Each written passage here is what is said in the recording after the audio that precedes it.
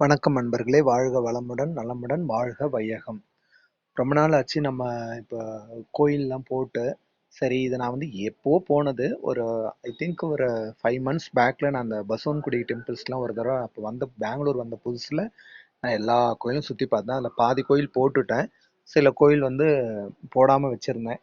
சரி அக்ஷய திருதி அதுவுமா நம்ம போடலாம். பதிவு போடாம இருக்க முடியாது இல்லையா?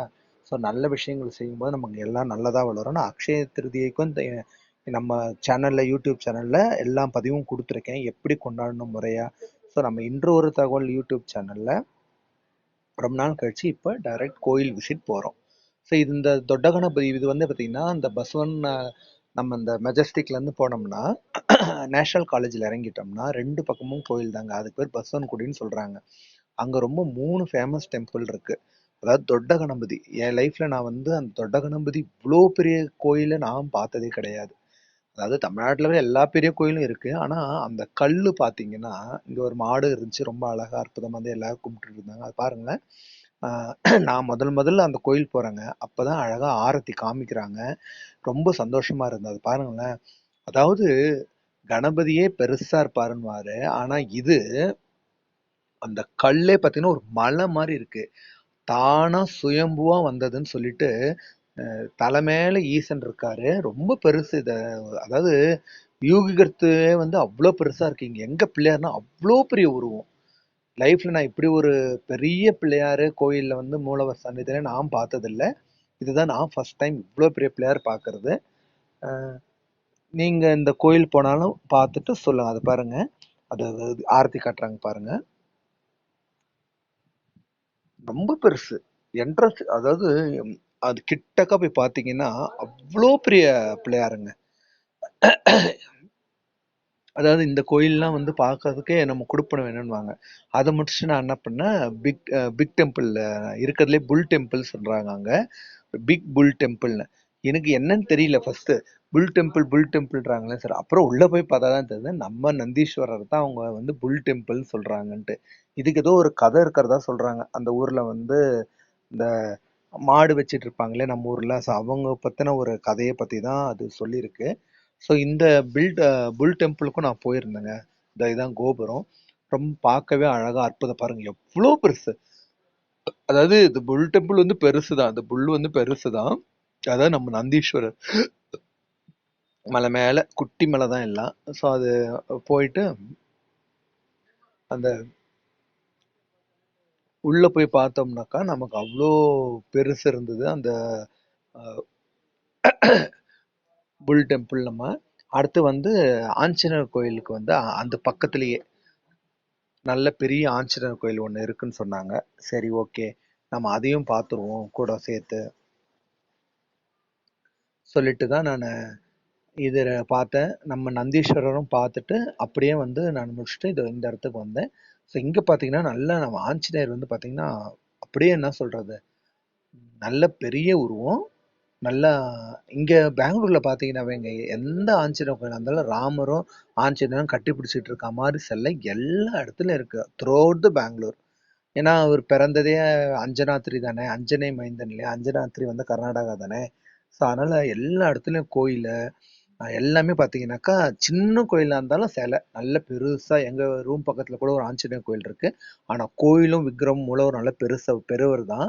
ஆனா எல்லா கோயிலுமே வந்து சின்ன ஆஞ்சநேயர் கோயிலா இருந்தாலும் அந்த சிலை மட்டும் இந்த மாதிரி தான் நல்லா நீட்டா கட்டி பிடிக்கிற மாதிரி வச்சிருக்காங்க. ஆஞ்சநேயரும் ராமரும் ரொம்ப அழகா அற்புதமா தான் இருக்கு அந்த கோயில். நானும் பார்த்தேன். சரி. ஏன்னா ஒரு இடம் போகும்போது நம்ம எல்லாத்தையும் சேர்த்து பார்க்கறது தான் நமக்கு வந்து பெட்டர்.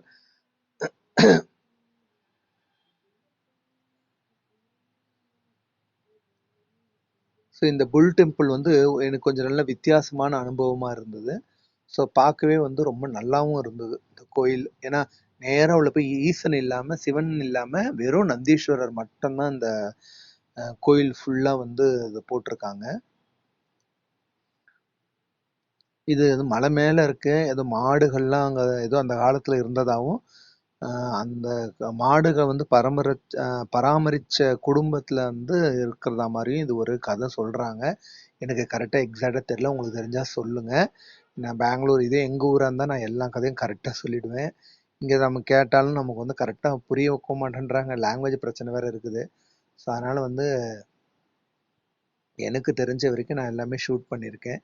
ஆனால் பார்க்க ரொம்ப நல்லா தான் இருந்தது. நல்லா மலை மேலே குழந்தைங்க, ஸோ அது விற்கிறது, பொருள் வாங்குறது, இந்த உள்ளே போகும்போது அந்த மாடு ஒன்று இருக்குது.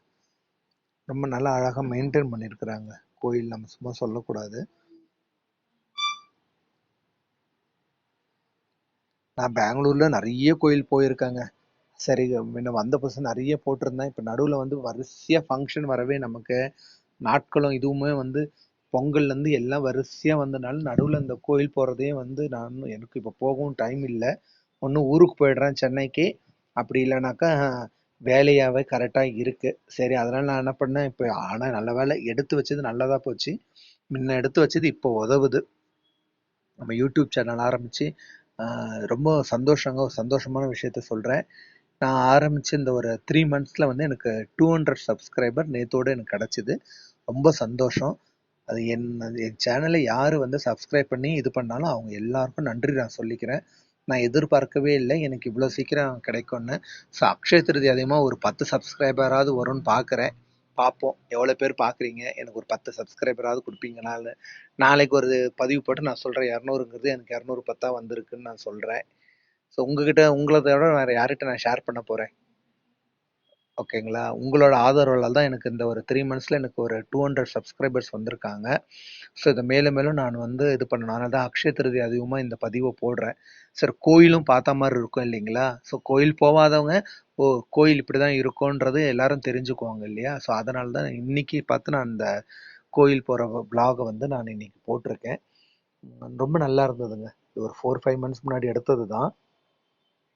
அதாவது எவ்வளோ அம்சமா அற்புதமா வந்து அந்த அந்த சுற்றி வரும்போதே ரொம்ப நல்லா இருந்தது. நம்ம நேரம் அன்னைக்கு போன எல்லா கோயில்லையுமே ஆரத்தி நான் பார்த்தேங்க. அதுதான் எனக்கு என்ன சொல்றது, காட் கிரேஸ்ன்னு சொல்லிட்டு. நான் எனக்கு எப்போமாவது வந்துங்க, இன்னைக்கு ஆக்சுவலாக நான் கிருத்திகை முருகருக்கு நான் சொல்லியிருக்கேன் இல்லைங்களா, முருகருக்கு விரதம் இருப்பேன், எல்லாமே இருக்கேன். ஆனால் இன்னைக்கு ஆஃபீஸ் ஒர்க்கிங் டேனால என்னால் வந்து என்னடா இன்னைக்கு முருகர் கோயில் போக முடியலையே. காலையிலே எங்கள் வீட்டு பக்கத்தில் இருக்கிற ஆஞ்சநேயர் கோயிலில் ஒரு முருகர் சிலை இருக்கும்.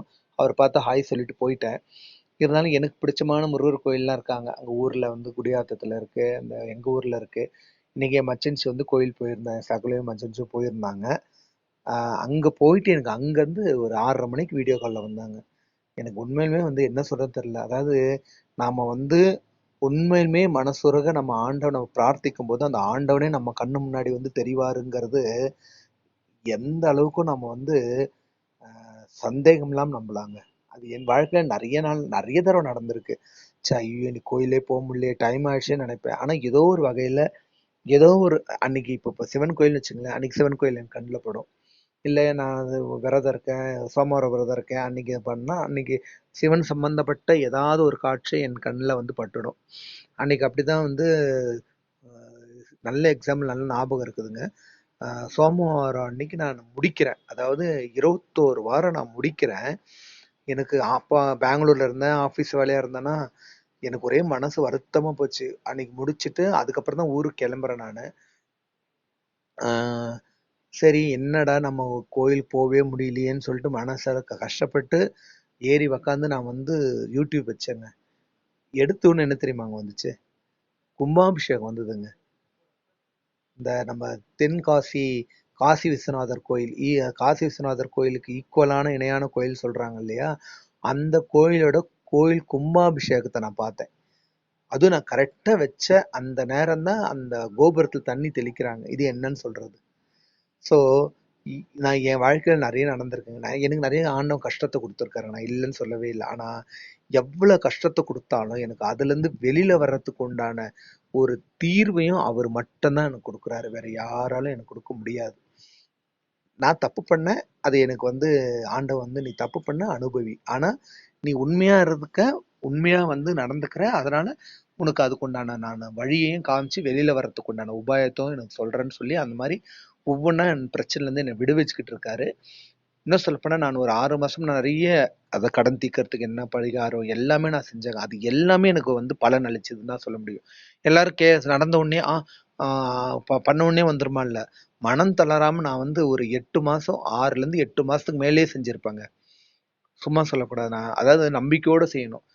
இதனால என்ன ஆயிடுமாலாம் பண்ணோம்னா எதுவும் நடக்காது. ஏதோ ஒண்ணு ஆண்டவன் நமக்கு அதாவது நல்லா தெரிஞ்சுக்குங்க. நீங்க யூடியூப் எப்போதும் தான் பார்க்குறீங்க. ஆனா எப்பயோ ஒரு தடவ தான் உங்க உங்க கண்ணுக்கு உங்களுக்கு தேவையான பரிகாரமோ, இல்ல உங்களுக்கு எத நீங்க தேடிக்கிட்டு இருக்கீங்களோ, அதுக்குண்டான சொல்யூஷன் கிடைக்கிற ஒரு பதிவாவோ உங்களுக்கு என்னைக்கு அமையுதோ, அன்னைக்கு தான் உங்களுக்கு விடிவு காலம் பிறக்குதுன்னு அர்த்தம். எனக்கு அந்த மாரி தான் நெறைய அமைஞ்சது. அந்த மாரி தான் நான் வந்து எனக்கு ஆண்டவன் எனக்கு குடுத்தாரு. ஸோ இந்த கோயில்லாம் போட்டது உங்ககிட்ட பகிர்ந்துக்கிறது ரொம்ப சந்தோஷம். அ ரொம்ப நன்றி. நாளைக்கு நான் உங்களுக்கு ஒரு பதிவுல சொல்லணும். 200லேருந்து எனக்கு 210 வந்துருச்சுன்னு. ஸோ பார்க்குறவங்க ஒரு 10 பேராவது எனக்கு சப்ஸ்கிரைப் பண்ணுங்க. எனக்கு போதும். மத்ததெல்லாம் ஆண்டவன் பார்த்துக்குவார். என்னோட உழைப்பும் இதுவும் வந்து ஆண்டவனுக்கு தெரியும். மக்களாகிய உங்களுக்கும் தெரியும். நான் எல்லா கோயிலும் வந்து நீங்க நேர்ல போய் பார்த்தா எப்படி இருக்குமோ, அந்த அளவுக்கு நான் வந்து அத போஸ்ட் பண்ணணும்னு நெனைக்கிறேன்.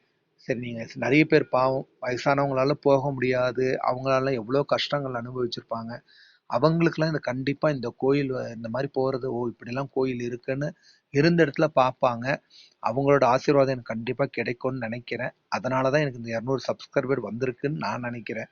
நான் ரேஞ்ச் பார்ப்பேன். என்னோட இது பாருங்க ஆஞ்சநேயர் கோயில்.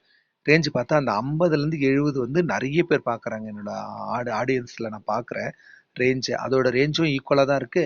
நம்ம ரேஞ்ச் 35 டூ 45 ரேஞ்சும் ஈக்குவலா இருக்கு. ஸோ இதுலேருந்து எனக்கு என்ன தெரியும்னா, சரி ரொம்ப நன்றி. சந்தோஷம்.